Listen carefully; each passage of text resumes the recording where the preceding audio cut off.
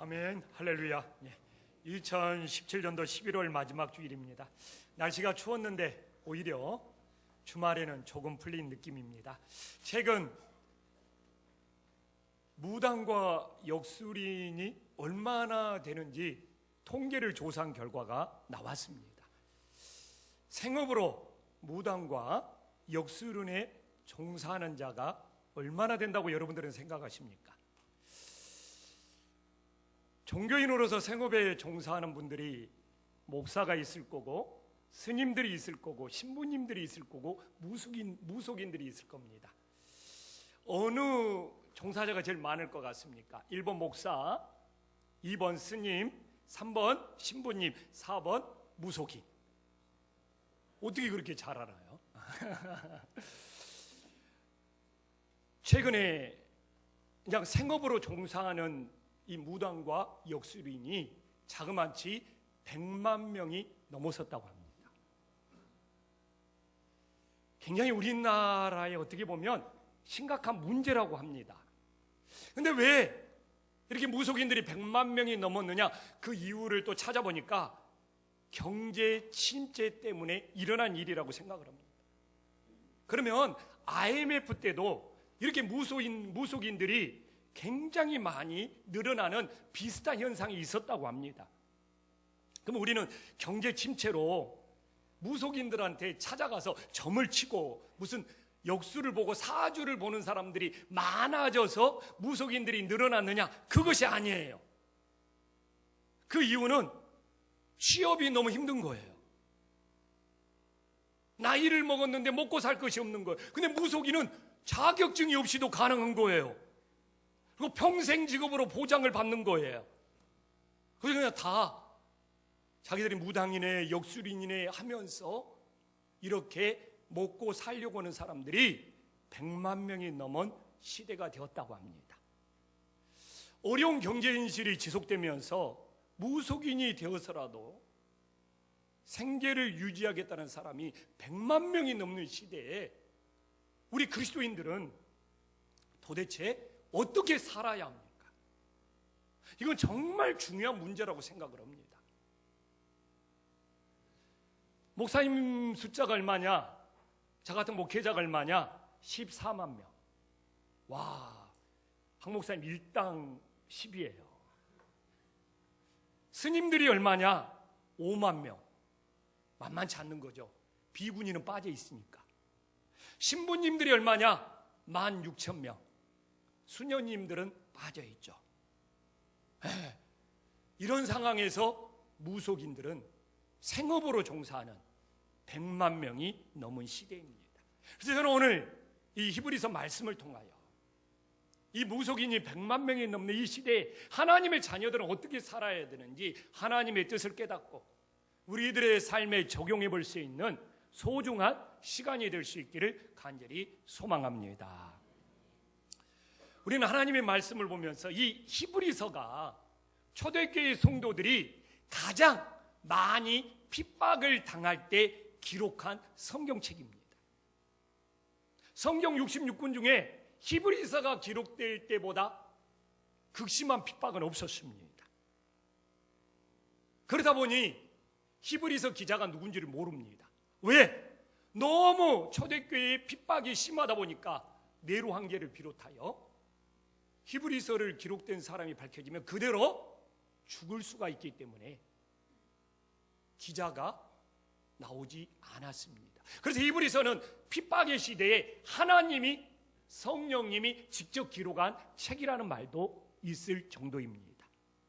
그런데 너무 핍박이 심하다 보니까 핍박을 견디지 못하고 예수님을 떠나 배교하는 사람들도 너무너무 많았습니다. 그래서 이 무명의 히브리 기자는 그 배교를 막고 싶었어요.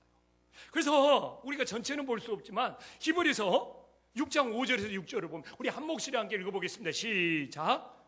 하나님의 선한 말씀과 내세의 능력을 맛보고도 타락한 자들은 다시 새롭게 하여 회개할 수 없나니 이는 그들이 하나님의 아들을 다시 십자가에 못 박아 드러내놓고 욕되게.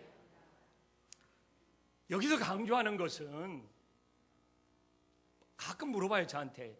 예수님 믿다가 타락하면 어떻게 되죠? 히브리서에 이런 말씀이 나왔는데 이야기를 하는 것이 아니에요. 너무 배교가 심하고 타락이 심하다 보니까 히브리 기자는 배교 좀 하지 말아라, 타락 좀 하지 말아라. 너희들이 배교하면, 너희들이 타락하면 예수님을 다시 십자가에 못 박는 것과 같은 일이다. 이걸 강조하기 위해서 이 메시지를 전하고 있는 거예요. 그러나 이런 배경을 모르고 아니 어떻게 한번 타락했다고 이제 다시 구원 못 받아요? 전혀 이런 의도는 히브리 기자가 이만큼도 없었습니다. 지금 히브리 기자의 이 간절한 심정은 너무 핍박이 심해서 배교하고 타락하니까 그걸 좀 막아보고 싶어서, 그걸 좀 방지하고 싶어서, 너희들이 다시 세상으로 돌아가면, 배교하면, 타락하면 그건 예수님을 다시 십자가에 못 박느리니까 제발 배교 좀 하지 말아줘, 이 간절한 마음을 전달하고 있는 거예요. 그러나 이런 건 전혀 무시해버리고 어떻게 예수님 믿다가 한번 타락했다고 다시 구원 못 받는다고 해? 이런 불필요한 격가진 논쟁에 빠지면 안 되는 거예요.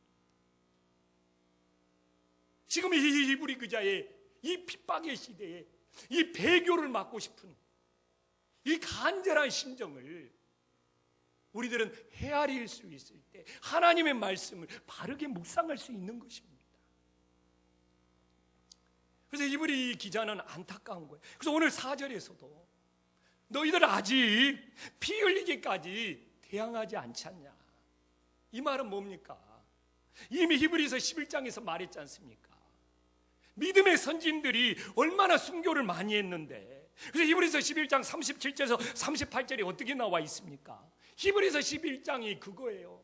믿음의 선진들은 피를 흘리면서 순교했지 않느냐. 그래서 여기 보지만 히브리서 11장 37절에 보지만 톱을 켜는 거, 바로 이사야 선지자가 톱을 켜는, 몸을 톱으로 잘랐어요. 그러나 피를 흘리며 순교했지만 믿음을 배반하지 않았어요. 그래서 오늘 히브리서 11장 38절에 그렇게 믿음의 선진들은 피 흘리며 순교했지만 끝까지 믿음을 지킴으로 세상이 뭐라고요? 믿는 사람을 감당하지 못했다는 이야기를 이 핍박의 시대에 히브리 기자는 간절히 전하고 있는 거예요. 이런 히브리 기자의 그 간절한 마음을 우리가 알아야지만 하나님의 말씀을 바르게 묵상하는 거예요. 오늘 히브리서 12장에서도 배반 이야기가 나옵니다. 25절에 봐보십시오. 직접 나와요.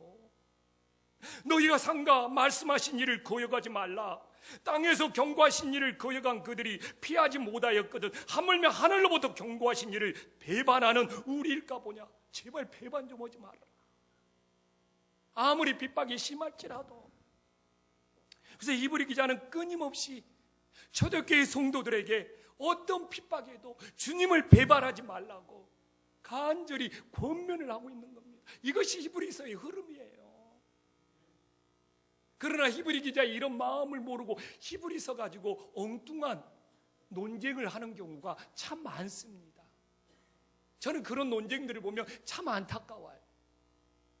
왜 기록한 저자의 마음도 모르고 엉뚱한 격가지에 빠져서 다투고 있을까?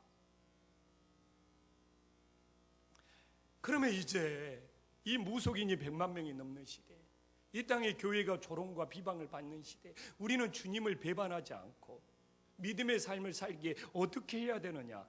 이것이 우리들에게 중요한 문제고 하나님이 우리들에게 주시는 메시지지 않습니까? 오늘 히브리 기자는 어떻게 말하고 있습니까? 1절에 모든 무거운 것과 얽매이기 쉬운 죄를 벗어버리고 인내로서 우리 앞에 당한 경주로라. 히브리 기자는 아무리 핍박이 있을지라도 인내하면서 믿음의 경주를 해라는 거예요. 근데 저는 좀 처음에 성경 볼 때는 의아했어요. 이렇게 핍박이 심하면 어떻게 핍박을 이길 수 있는지를 가르쳐줘야 되잖아요. 핍박을 어떻게 막고, 핍박당할 때 서로를 위로하고, 좀 함께 모여서 기도하면서 이 핍박의 시대에 믿음의 싸움에서 이겨야 된다, 이런 이야기를 해야 되는데 히브리 기자는 그런 방법은 하나도 안 가르쳐줘요. 오히려 자기 자신의 문제라는 거예요. 이런 핍박의 시대에 무거운 거 얽매이기 쉬운 거 다 벗어버리고 인내로서 믿음의 경주로 해라. 아니, 외부에서 막 죽이도록 핍박을 하고 있으면 그걸 방어할 수 있는 방법을 가르쳐야 되는데 본인의 문제라는 거예요. 저도 성경 말씀을 보면서 좀 의아했어요. 그래서 제가 이 말씀을 더 깊게 묵상했습니다. 왜 이렇게 오히려 외부에서 핍박하고 있는데 자신에게 가지고 있는 무거운 것과 얽매이기 쉬운 것을 벗어버리라고 하느냐 이거예요. 근데 우리 한번 상식적으로 생각해 볼 필요가 있습니다. 모든 경주자들, 뭐 달리기 선수든 뭐 경주차를 운전하든 뭐 말 타고 모든 경주자들은 자신의 몸을 최대한 가볍게 해야 합니다. 그래야지만이 빨리 달릴 수 있어요. 지금의 스포츠 의학도 뭡니까? 달리기 선수가 있다면 옷과 신발을 얼마나 가볍게 해서 기록을 단출하느냐, 이게 스포츠 의학이에요. 그러면 여기서 믿음의 경주자에게 무거운 것은 무엇입니까? 이건 자신이 애지중지 아끼는 소유물을 의미하고 있습니다. 근데 성도들이 자기가 아끼는 이 소유물을 빼앗길까봐, 핍박을 받으면 빼앗길까봐 믿음의 경주를 중단해버리고 멈춰버리는 거예요. 그럴 때 이 자기의 소유물이 무거운 것이 되는 거예요. 내가 이렇게 아끼는 내 이게 소유인데 괜히 예수님 믿고 핍박당하면 이걸 잃어버릴까봐 인내로서 믿음의 경주를 못하는 거예요. 그렇기 때문에 외부의 핍박의 문제보다도 오히려 자신의 문제라는 거예요. 우리들이 세상에서 잃을 것이 없다면, 핍박을 받아도 잃을 것이 없다면, 그만큼 비운 삶을 산다면 인내로서 믿음의 경주를 못할 리가 없다는 거예요. 아멘. 그러나 자기가 가지고 있는 것이 많고 자기가 아끼는 것이 많고, 그렇기 때문에 혹시 예수님 믿다가 이거 빼앗기고 이거 잃어버릴까 봐 믿음의 경주를 중단하고 예수님을 떠나는 그런 성도들이 많아진다는 것을 우리들에게 보여주고 있습니다. 근데 우리에게는 그런 모습이 없습니까? 내가 이거 너무 아낀데, 그냥 예수님 믿다가 내가 이거 못하면 어떻게 해야지? 이거 잃어버리면 어떻게 해야지? 그래서 하나님께 가까이 오지를 못해요. 우리들이 얼마든지 스마트폰도 오고 막 TV도 보고 이러면서도 항상 말씀 볼 시간하고 기도할 시간이 없는 거예요. 그러면 그렇게 막 스마트폰 오고 자기 생활하는 것이 뭐예요? 무거운 거예요. 그것은 매일매일 뭐 스마트폰은 검색하고 문자도 확인해야 되고 매일매일 해야 되는 자기의 소중한 무거운 것인데 매일매일 말씀 볼 시간이 없어요. 그러면 그 스마트폰이 믿음의 경주를 하지 못하도록 우리 인생의 무거운 것이 되는 거예요. 지금의 이 시대로 재해서 그러면.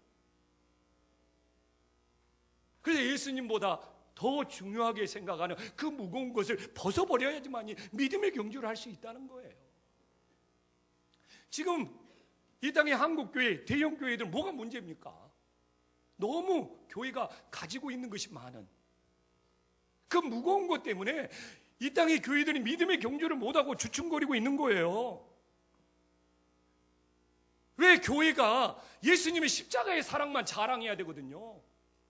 근데 가끔 진짜 교회 성도들 만나보면요, 예수님의 십자가를 자랑하는 것이 아니라 우리 교회는 뭐가 있고 무슨 시설이 좋고 무슨 카페가 있고 뭐 이것만 자랑하고 있어. 저는 이것이 지금 이 땅의 교회들이 뭐라고요? 무거운 것이 될 수 있다는 겁니다. 아멘. 우리 한신교회가 좋은 이유가 무슨 뭐 시설이 있고 뭐가 있고 뭐가 있어서 이런 것 때문에 한신교회를 택하고 여러분들이 한신교회를 나오고 있습니까? 우리 김포 한신교회는 앞으로도 예수님의 십자가의 사랑만 놔두고 다른 모든 것들은 뭐예요? 그 무거운 것들은 벗어버려야 하는 거예요. 아멘. 그래야지만 이 땅의 교회들이 바로 설 수 있는 거예요. 오늘 우리들을 돌아봅시다.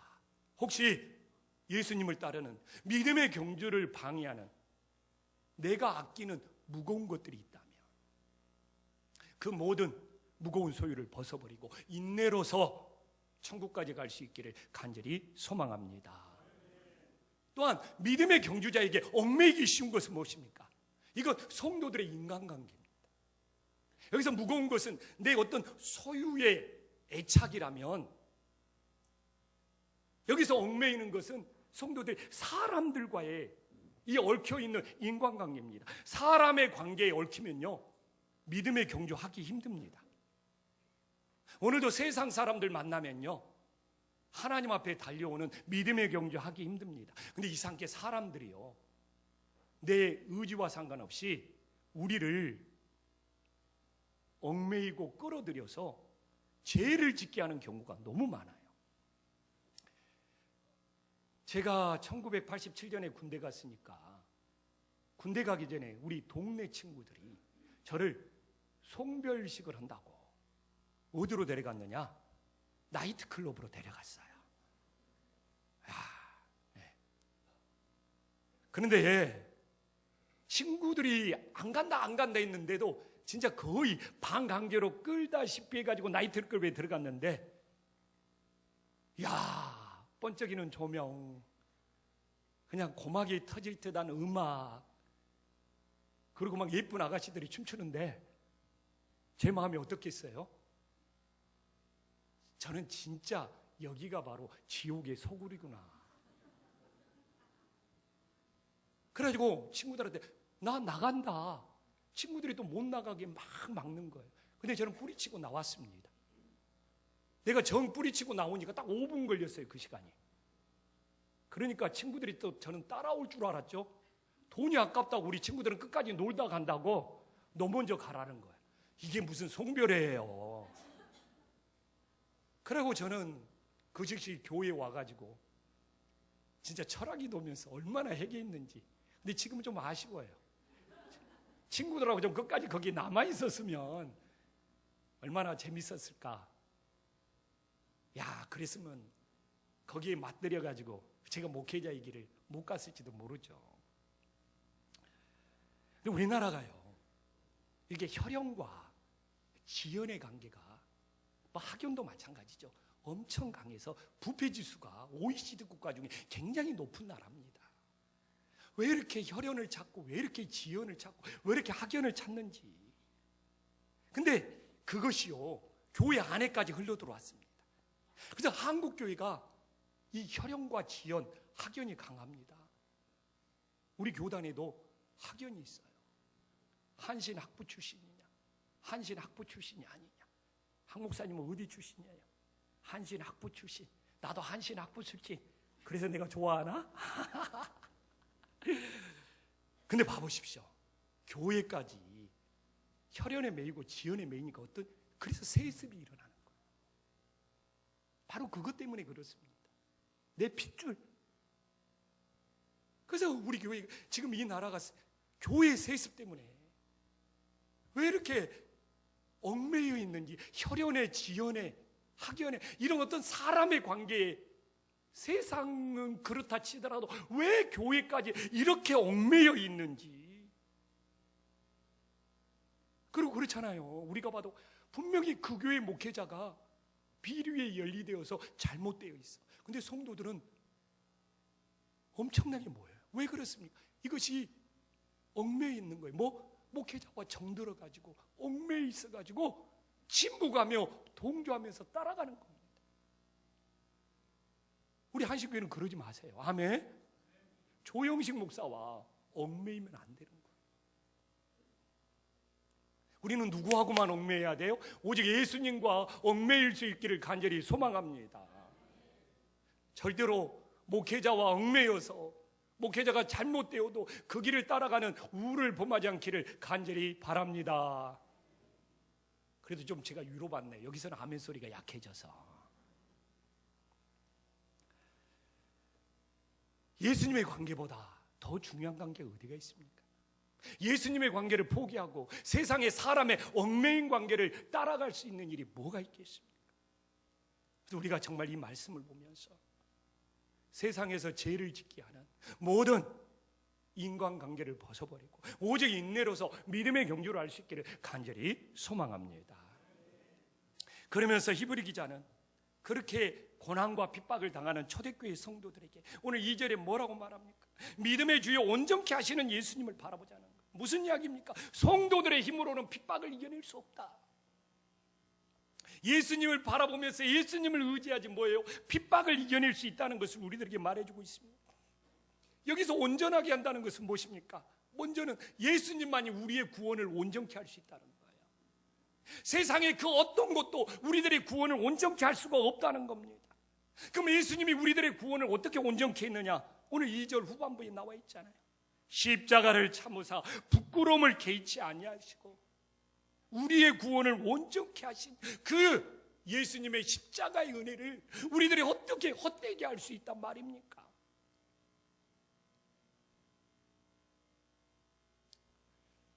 그리고 또한 예수님은 우리를 어떻게 온전케 할 수 있습니까?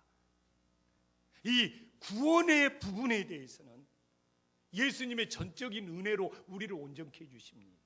근데 우리가 예수님을 닮아가는 성화도 필요하잖아요. 그래서 오늘 5절에 주의 징계하심을 경히 여기지 말라. 뭡니까? 하나님의 징계로 이제 성품은, 우리의 성품은 하나님의 징계로 다듬어가고 온전케 해간다는 거예요. 근데 저는 사실 처음에 이 말씀을 묵상할 때도 좀 의아했습니다. 왜? 핍박을 받고 있으면, 엄청난 핍박을 받고 있으면 위로하고 지켜줘야 되잖아요. 보호해줘야. 근데 무슨 핍박받는 성도들에게 무슨 하나님이 징계를 합니까? 이걸 엎친 데 겹친 격이지.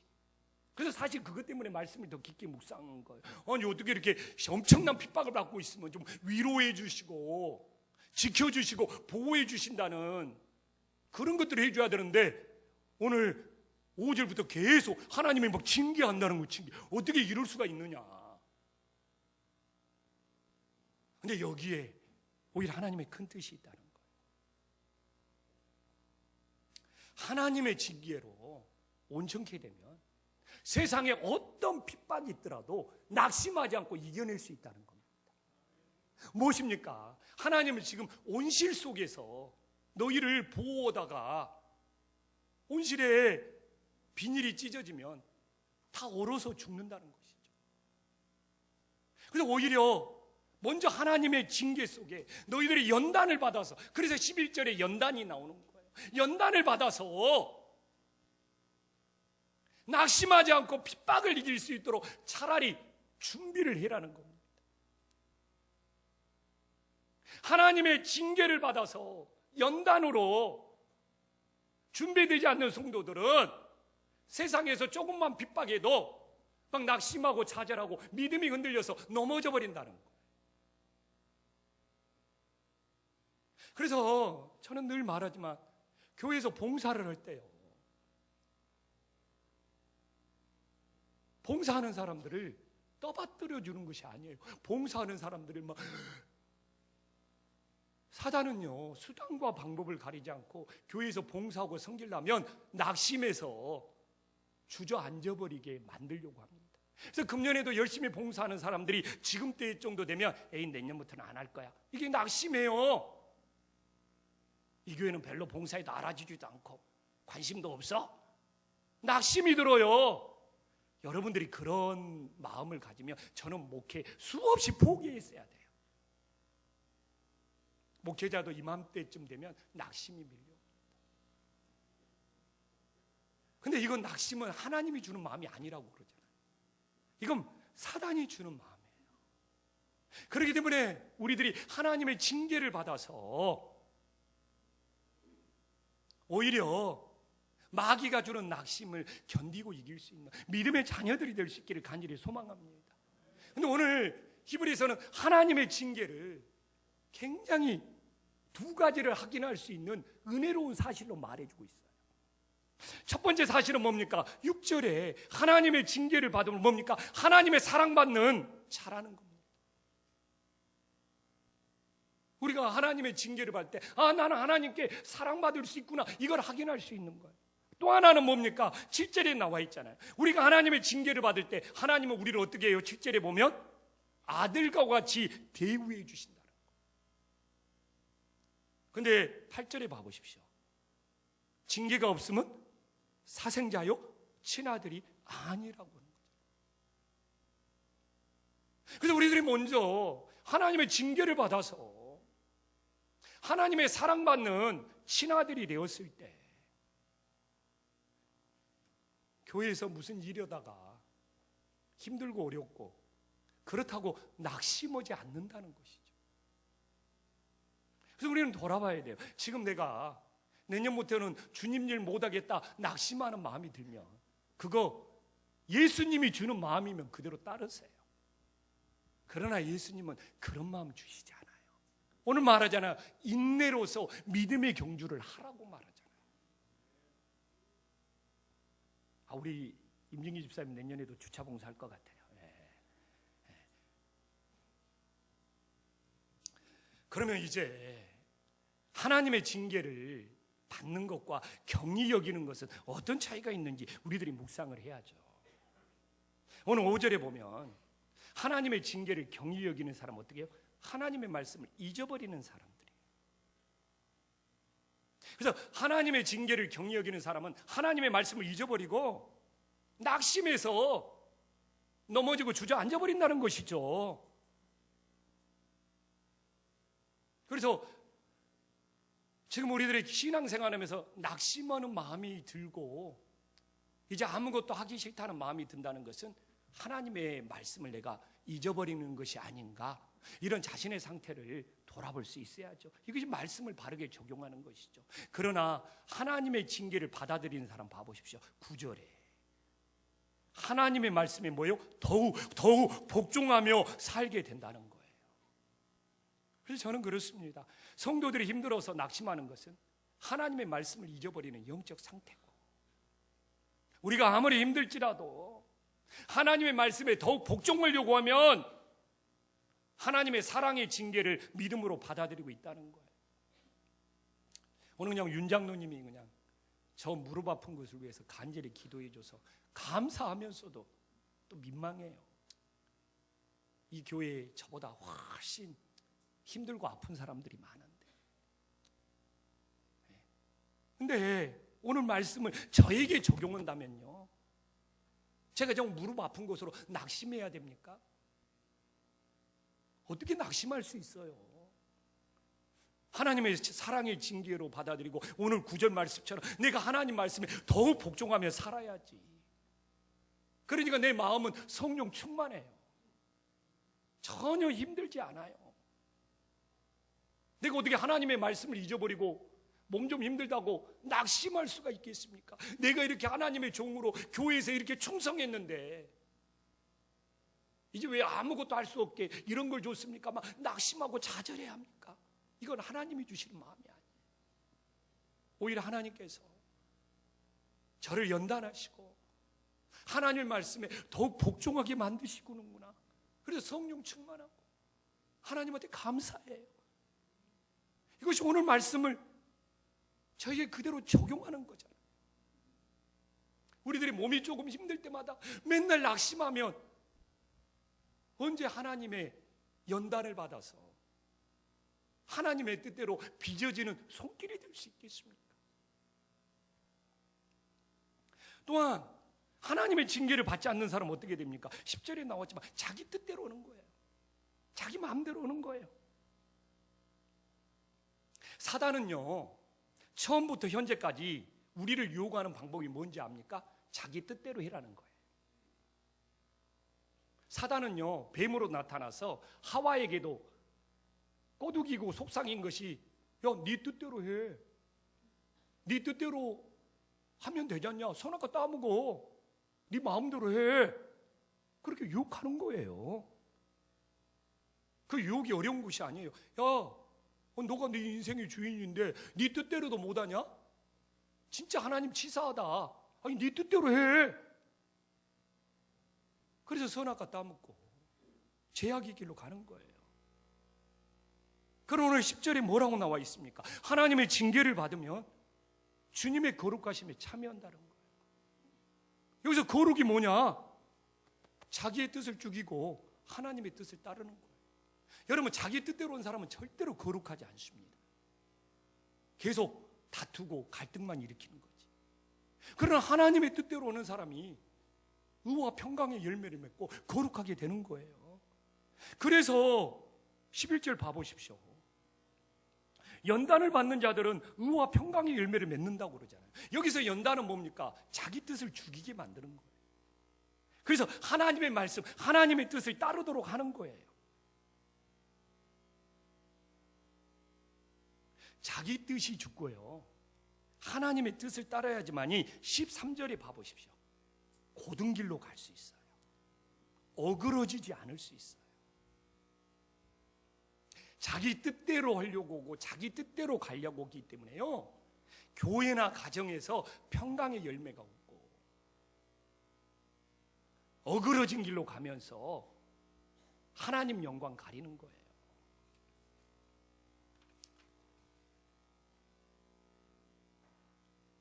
지금 한국교회는요, 제가 목사 얼마, 스님 얼마, 신부 얼마, 무속인 얼마 했지만 한국교회는 세상에서 가장 많은 봉사를 합니다. 그러나 이제는 그 열매의 효과가 미미해요. 왜? 하나님의 징계를 받고 하나님의 뜻대로 따르는 것이 아니라 자기 뜻대로 하기 때문에 그렇습니다.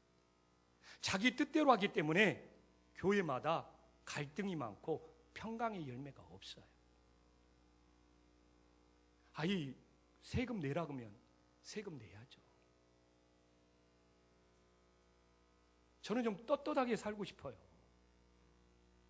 왜 세습을 합니까? 왜 재정을 목회자가 마음대로 씁니까? 왜 이렇게 교회마다 음란마귀가 많습니까?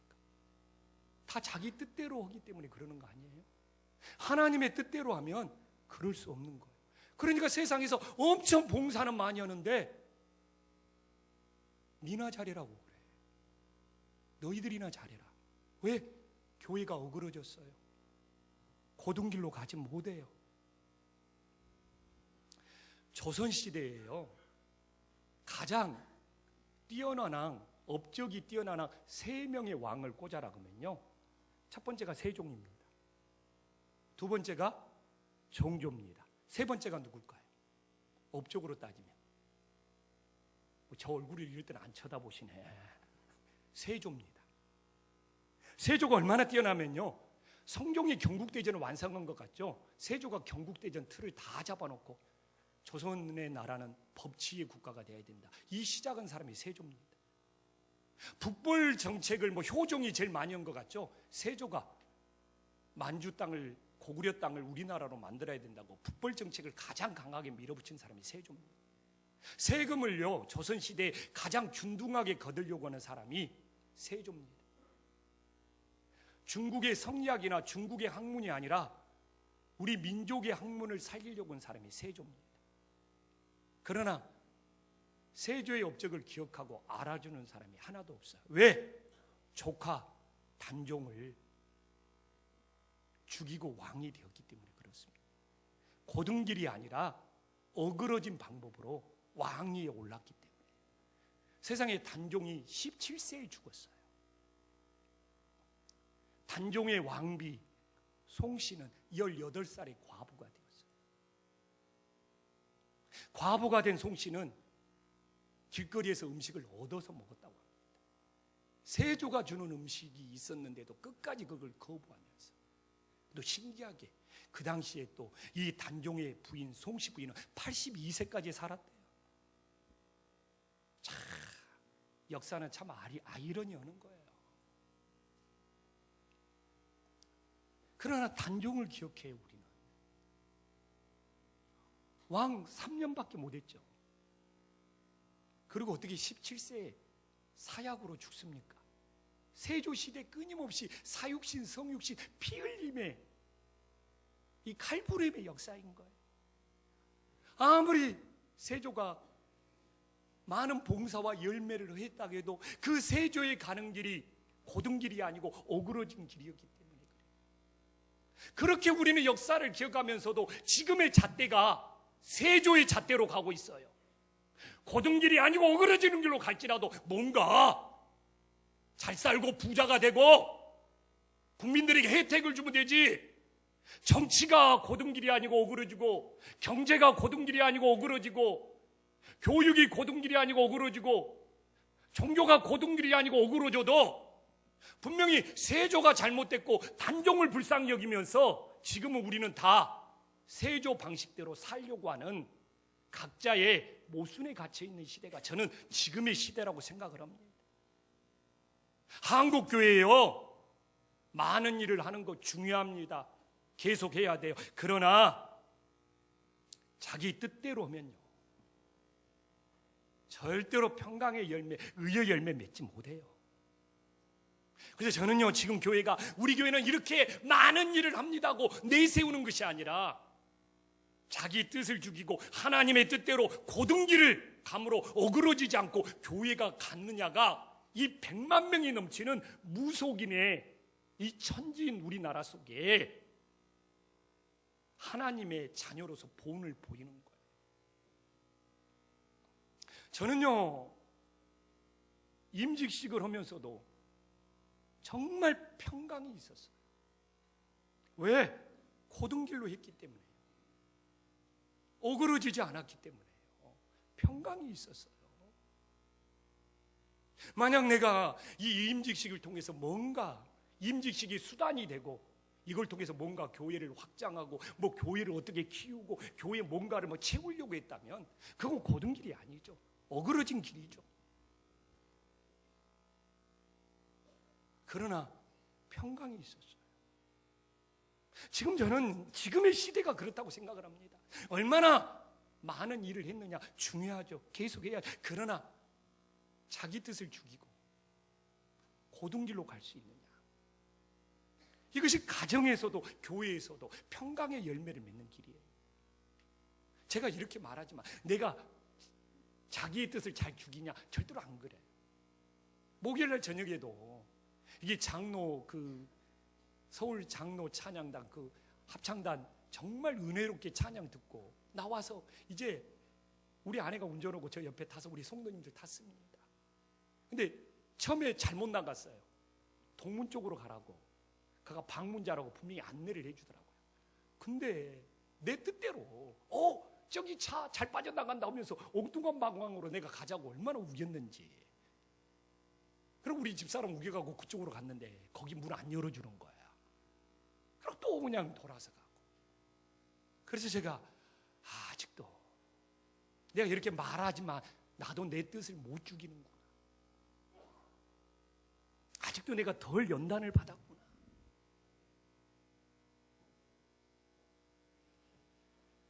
정말 오늘 말씀을 보면서 오히려 하나님은 핍박의 시대, 고난의 시대, 징계를 통하여 그 연단을 통하여 어그러지지 않고 고등길을 가게 하시는 그 하나님의 뜻이 교회의 평강을 위해서, 가정의 평강을 위해서 지금 이 시대에 필요하다는 것을 다시 한번 깨달을 수 있기를 간절히 축원합니다. 기도하겠습니다.